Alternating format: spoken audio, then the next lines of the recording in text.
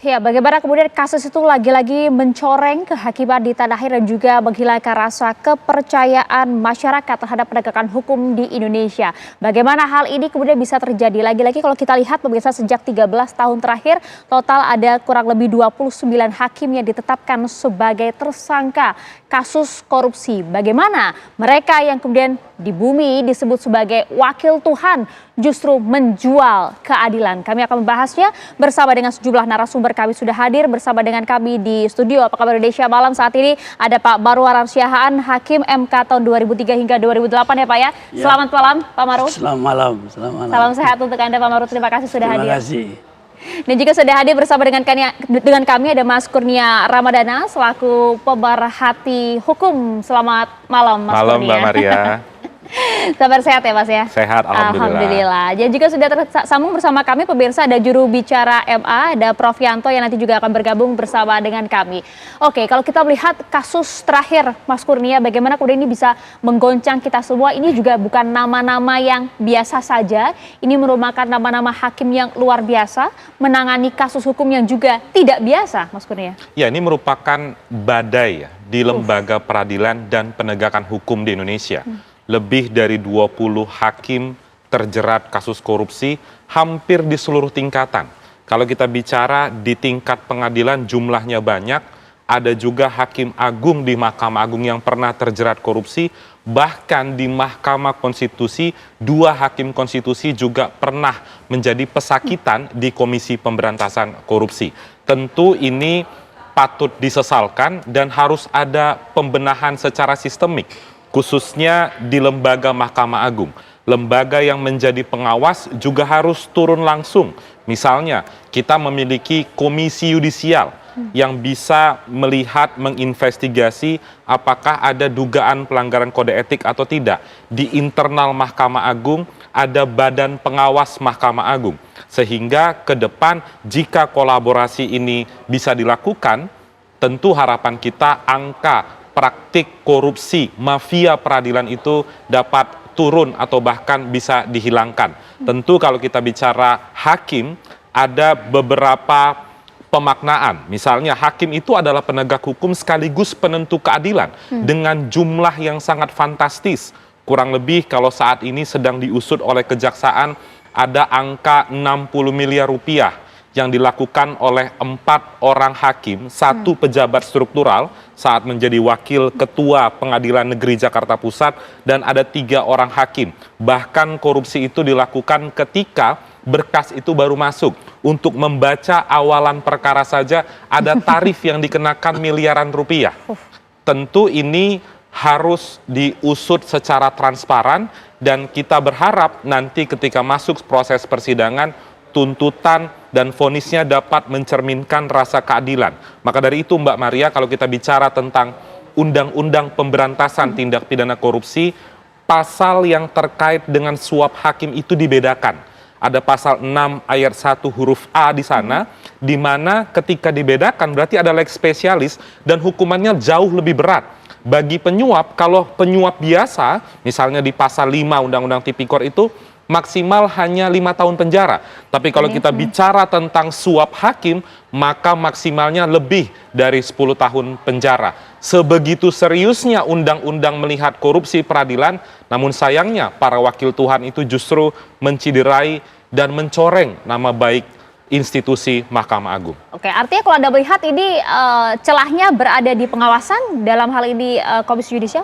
Ada banyak Mbak Maria, misalnya satu soal bagaimana memastikan integritas hakim ketika direkrut sampai nanti mereka mendapatkan jabatan-jabatan di kelas basah misalnya di Indonesia misalnya, dan juga kita harus melihat dalam substansi perkara yang sekarang sedang diusut misalnya Mbak Maria. Ini kan didapat ketika kejaksaan mengusut yang terkait dengan nama Zarofrikar. Ada hampir 1 triliun rupiah dilihat dan disita dari kediamannya. Di sana ditemukan bukti elektronik. Maka dari itu catatan-catatan yang ada dalam perkara Zarofrikar harus dikembangkan. Masa seorang hakim tergoda sih Mas dengan hal seperti itu? Ya, itu praktik yang selama ini banyak dianggap masyarakat pihak yang lazim misalnya, dan ada pembiaran di internal penegak hukum termasuk lembaga kekuasaan kehakiman. Bagaimana konsep whistleblowing system itu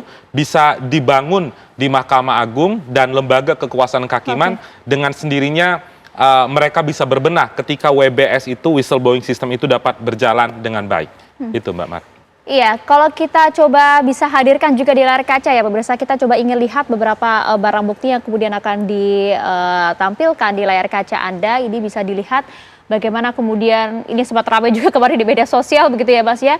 Luar biasa sejumlah kendaraan dengan harga yang tak sedikit gitu ya Mas, bahkan puluhan miliar. Ya, Ferrari Sangat mewah gitu Pak Baru ya. Betul, bisa dilihat ada kemudian sepeda yang harganya juga bahkan mencapai puluhan juta, mobil yang harganya juga mencapai puluhan miliar rupiah, bahkan juga ini bukan mobil-mobil yang biasa, ini mobil khusus yang juga jumlahnya pun juga terbatas begitu di tanah air. Ini yang kemudian menjadi barang bukti yang kemudian juga disita oleh Kejaksaan Agung. Bagaimana kemudian ini juga menjadi cerminan wajah kehakiman di tanah air Pak Baru. Kalau kita lihat masyarakat kemudian nampaknya setelah kasus ini kok rasa percaya masyarakat terhadap keadilan di tanah air jadi menurun. Bahkan kalau kita bisa bahasakan begitu ya Pak ya, kewibawaan penegakan hukum sudah runtuh belum sih Pak kalau kita lihat? Udah runtuh.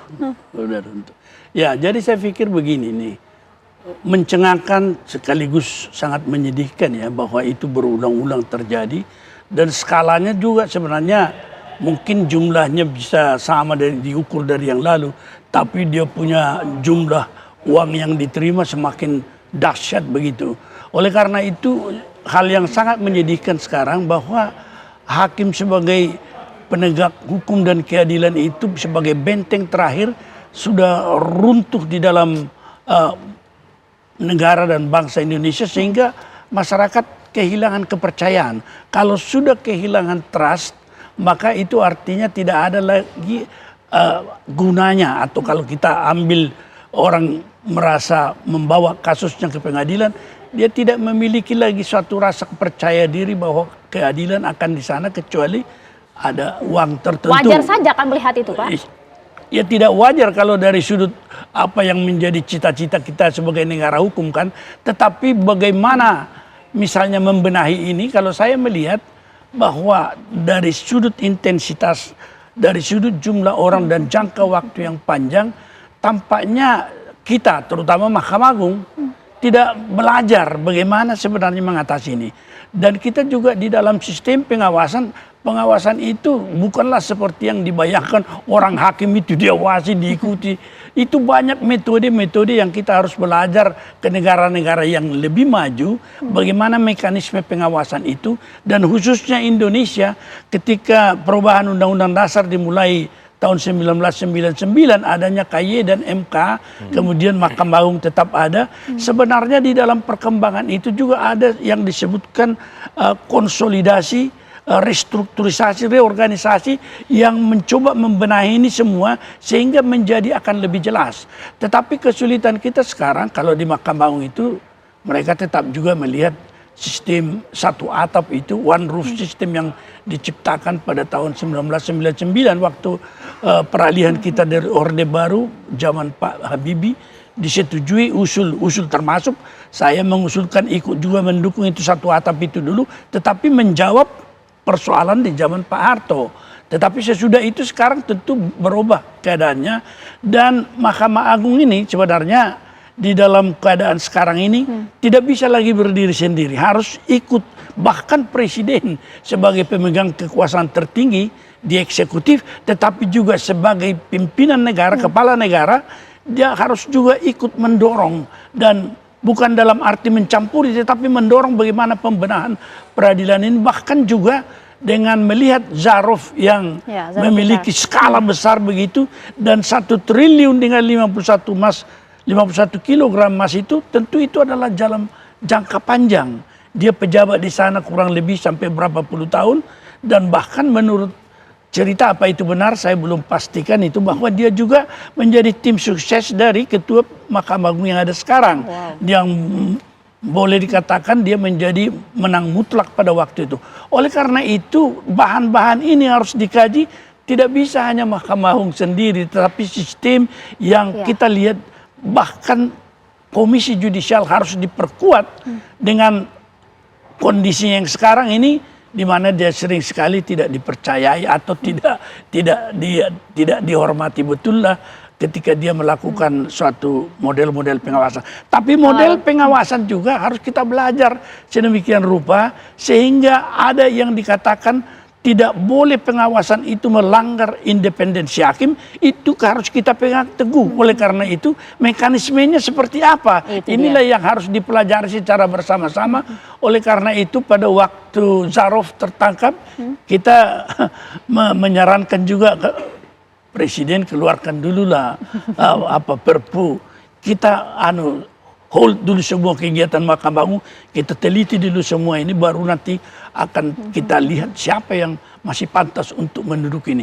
Karena kalau dilihat dari peran Zarov itu seperti yang sudah dikemukakan tadi oleh rekan dari ICW ini, ya sudah jelas terstruktur betul lah. Tetapi juga di samping terstruktur, dia sudah menjadi satu sistem kelihatannya itu. Kalau dikatakan kalau anak saya ada juga yang insinyur tapi dia mencoba-coba jadi pengacara. Dia bilang kalau tidak ada uangnya jangan coba-cobalah ke pengadilan kan. Itu sampai ada tuh ya Pak narasi seperti itu. Nah, itu dia skeptis ini kemudian juga muncul nampaknya di masyarakat. Tapi seperti tadi yang Mas Kurnia juga sampaikan, karena godaannya begitu besar kepada hakim. Saya ingin tanya juga, pada saat Anda menjabat dulu 5 tahun ya Pak ya menjadi hakim MK, ada tidak sih Pak godaan-godaan semacam itu? Dijawabnya nanti sesaat lagi ya Pak ya. Kami akan kembali untuk Anda.